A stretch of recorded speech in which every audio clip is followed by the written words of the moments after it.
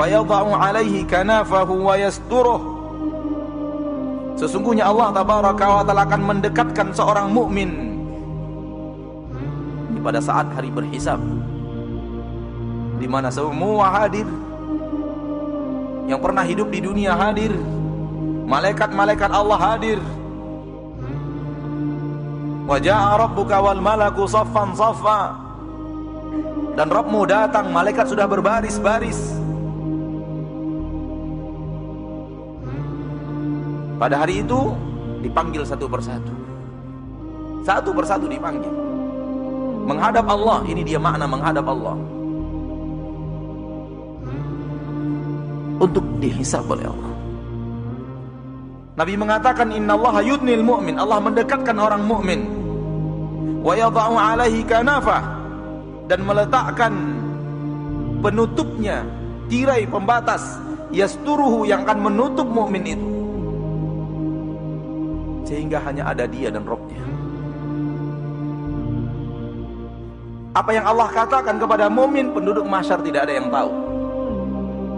Apa jawaban mukmin kepada Allah, penduduk mahsyar tidak ada yang tahu, karena Allah telah menurunkan kanafa, menurunkan penutupnya.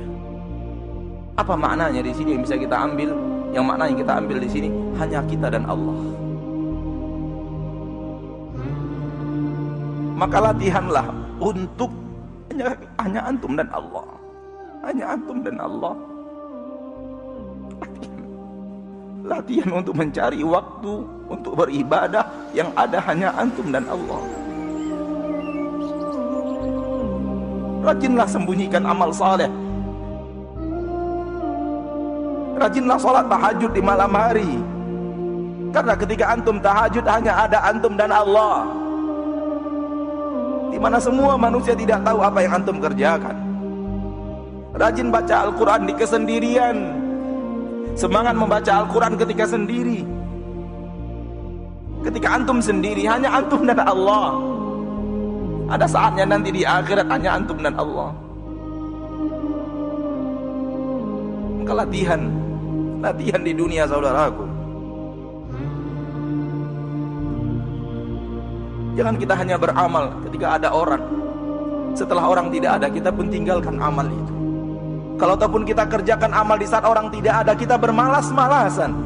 Tidak seperti semangat kita ketika ada orang lain. Latihanlah, perbanyaklah amalan yang hanya antum dan Allah, agar ketika nanti dipanggil menghadap Allah, Allah turunkan kanaf. Karena kita sudah rajin di dunia menghadapnya sendiri, maka ia panggil kita pun sendiri. Kemudian Allah berkata kepadanya, ata'rifu dzamba kadza, apakah engkau tahu dosamu yang ini?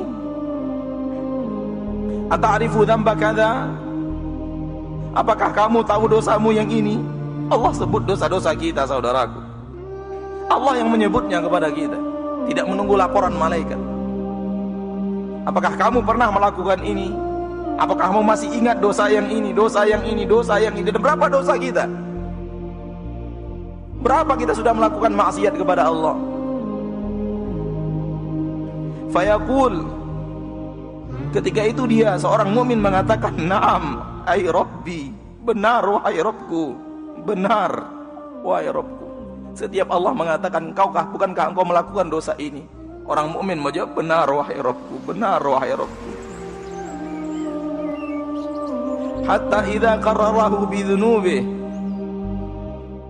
sehingga dia ketika dia telah menyampaikan dan mengakui dosa-dosanya, wa ra'a fi nafsihi annahu halak, dan dia sudah yakin dan merasa di dalam dirinya dia akan hancur dan binasa. Kenapa?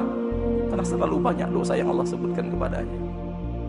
Terlalu banyak dosa kita yang disebut oleh Allah. Kalau ini adalah nasib kita, maka orang mukmin merasa dirinya sudah hancur. Di saat dia sudah merasa hancur karena terlalu banyak dosa yang Allah sebutkan kepadanya, Allah berkata, satartuha alaika fid dunya, Aku telah menutup dosa-dosamu itu dari pandangan manusia di dunia, sehingga orang lain tidak tahu atas dosa yang kamu lakukan. Satartuha 'alaika fid dunya, aku tutup dosamu itu di dunia. Wa ana aghfiruha lakal yaum, pada hari ini aku ampuni dosa-dosamu itu. Ya akhi, antum berbuat maksiat, kita berbuat maksiat, dan orang tidak tahu bukan karena kita pandai menyimpannya, namun murni karena Allah menutupnya. Kalau Allah membukanya, dengan sekejap mata Allah bisa lakukan apapun untuk membuka aib kita. Wallahi, wallahi, wallahi, kalau aib kita dibuka oleh Allah, kita akan diludahi manusia. Begitulah kita dengan dosa kita yang terlalu banyak. Demi Allah, tidak akan ada orang yang menghargai kita kalau orang tahu apa yang kita lakukan. Namun Allah pengasih dan penyayang, yang menyayangi kita dengan menutup aib-aib kita. Maka jangan pernah merasa menjadi manusia suci. Jujurlah kepada diri antum dan jujurlah kepada Allah apa yang telah antum lakukan. Jujur kepada diri sendiri apa yang telah kita lakukan. Dan bagaimana kalau yang kita lakukan itu orang tahu, Allah bukakan. Demi Allah, kita tidak tahu di mana mata kita ini harus, kemana wajah kita harus kita sembunyikan. Karena hanya di akhirat kelak, orang yang selalu menghadap Allah di kesendirian dan minta ampun, minta maaf kepada Rabb-Nya, mereka lah yang akan mendapatkan apa yang dikatakan Rasulullah SAW dalam hadis yang sahih dari Imam Bukhari dan Muslim ini. Allah panggil menghadap, Allah turunkan penutup, hanya Dia dan Rabb-Nya, hanya Dia dan Rabb-Nya. Ya akhi, rajin-rajinlah antum melakukan amalan, hanya antum dan Rabb antum, yang lain tidak ada. Istri tidak ada, anak tidak ada, saudara tidak ada, sahabat tidak ada, tak ada manusia kecuali hanya anda dan Allah. Supaya di akhirat itu yang Allah akan lakukan kepada kita. Rajin-rajinlah minta ampun di dunia, supaya di akhirat benar-benar ketika kita minta maaf kepada Allah, Allah maafkan dosa dan kesalahan kita. Nabi melanjutkan, wa ammal kafir, adapun orang kafir, wal munafiqun, dan orang-orang munafik, fayaqulul ashhad, berkata saksi-saksi, mereka tidak diturunkan penutup, dikata saksi-saksi, haula'i alladziina kadzdzabu, haula'i alladziina kadzdzabu ala rabbihim, mereka orang-orang yang telah mendustakan Rabb mereka. Ala la'natullahi 'alal zalimin, ketahuilah bahwa laknat Allah untuk orang-orang yang zalim. Orang zalim, orang musyrik, orang kafir, orang munafik, yang benar-benar munafik tidak diturunkan penutup. Allah menyampaikan kepadanya dosa-dosanya di hadapan orang ramai.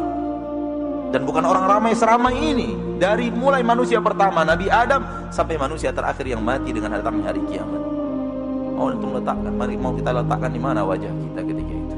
Kalau kita yang mengalami, na'udzubillahi min dzalik. Maka lakukanlah di dunia. Lakukan di dunia. Sebelum saatnya kita ingin melakukan, namun tidak ada kesempatan untuk melakukan.